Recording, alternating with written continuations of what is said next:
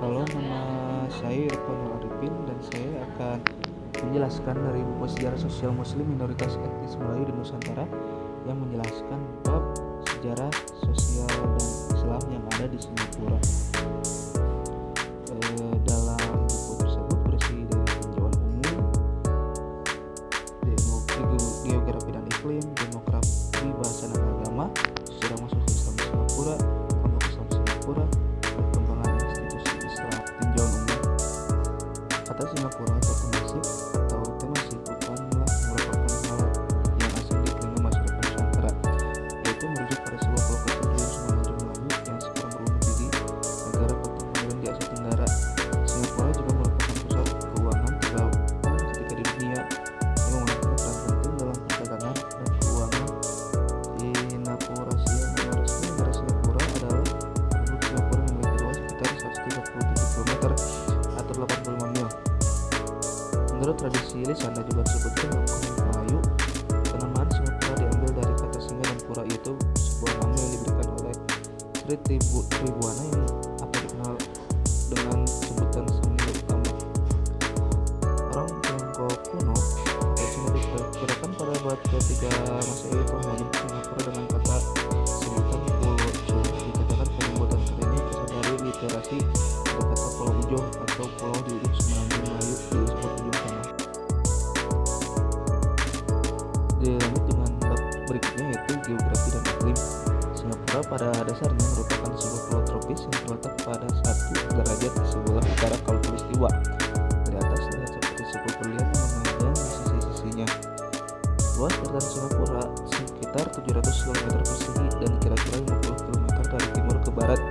Posisinya terletak pada 09 lintang utara, 10 atau 1029 lintang utara, dan 1030-36 BT, 1040-25 BT.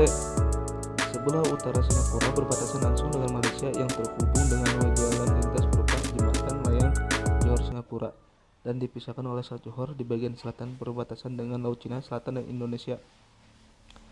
Wilayah Singapura terdiri dari satu pulau besar sepanjang 30 mil yang dikenal dengan sebutan Pulau Ujong dan 62 pulau kecil yang mengelilingi Pulau Ujong. Jadi jumlah pulau yang dimiliki Singapura sebanyak 63 pulau. Pulau-pulau besar lainnya selain dari Pulau Ujong adalah Pulau Sentosa, Pulau Tekong, Pulau Ubin, dan Pulau Jurong. Dan Pulau Sentosa merupakan pulau yang paling dikenal yang posisinya terletak di sebelah selatan Pulau Ujong. Lanjut dengan demografi, bahasa, dan agama. Singapura merupakan negara terpadat kedua di dunia setelah Monaco. Mayoritas penduduk Singapura berasal dari etnis Tionghoa, Melayu, dan India, dan juga keturunan Asia lainnya. Sekitar 42% penduduknya merupakan pekerja asing dan pelajar atau mahasiswa. Singapura merupakan pusat keuangan keempat dunia. Karena itu tidak mengherankan sekitar 6,1% penduduknya bekerja di bidang keuangan atau perbankan. Menurut Worldometer, jumlah penduduk Singapura tahun 2020 diperkirakan sekitar 5.850.342 jiwa atau naik 0,9% dibandingkan tahun 2019 yang berjumlah 5.804.337 jiwa. Bahasa nasional Singapura adalah bahasa Melayu seperti tercermin dalam lagu kebangsaan Singapura, Majulah Singapura. Namun dalam percakapan sehari-hari digunakan 4 bahasa, yaitu Melayu, Inggris, Mandarin, dan Tamil. Bahasa umum atau bahasa sehari-hari yang paling sering digunakan oleh penduduk Singapura adalah bahasa Inggris, yaitu bahasa Inggris campur Mandarin Melayu atau English Yandai Hanyu Putonghua Melayu, yang lebih dikenal dengan Singlish atau Singaporean English. Selanjutnya dilihat dari aspek keagamaan, Singapura merupakan negara multi etnis dan multi agama. Singapura merupakan negara sekuler dan tidak memiliki agama resmi negara. Semua agama dan kepercayaan bisa hidup di negara ini. Singapura dapat dikatakan sebagai negara dengan agama paling beragam di dunia. Berdasarkan survei Pew Research Center tahun 2014, Singapura menempati urutan pertama di dunia dalam hal keragaman beragama.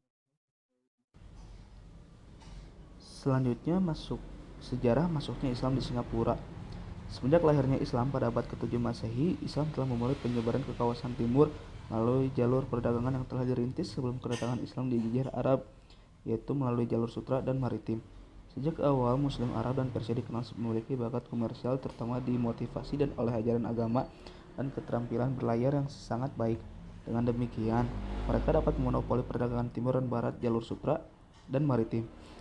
Kapal-kapal mereka harus berhenti di berbagai pelabuhan untuk menambah perbekalan air minum dan makanan, karena harus diperbaiki kapalnya atau menunggu perubahan arah angin untuk melanjutkan perjalanan ke tempat yang dituju.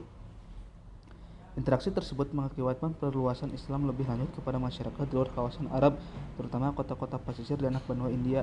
Jika melihat sumber-sumber yang ada, Islam diperkirakan ini masih bernama atau masih kemungkinan besar di wilayah tersebut rumah ini oleh orang Islam dari Malaka, Jawa, dan Aceh.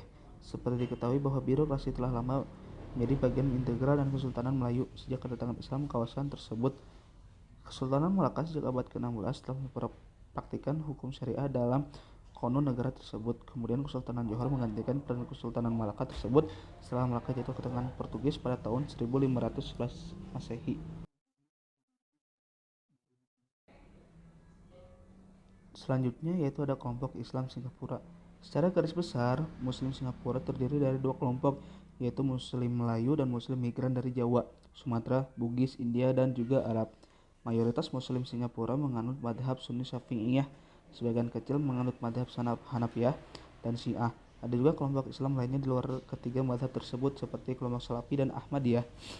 Madhab Sunni Syafi'iyah merupakan madhab mainstream di kawasan Asia Tenggara. Di Singapura, ajaran atau madhab Syafi'iyah banyak dianut oleh etnis Melayu, Bugis, Jawa, dan sebagian kecil Muslim India, Pakistan. Kelompok Muslim etnis Melayu memiliki beberapa organisasi keagamaan seperti Yayasan Mendaki Muslim Missionary Society, Firdaus Perhimpunan Ulama dan Guru Islam Singapura, Muhammadiyah, Perhimpunan Teologi Islam Singapura, dan Young Women Muslim Association of Singapura. Lalu selanjutnya ada perkembangan institusi Islam.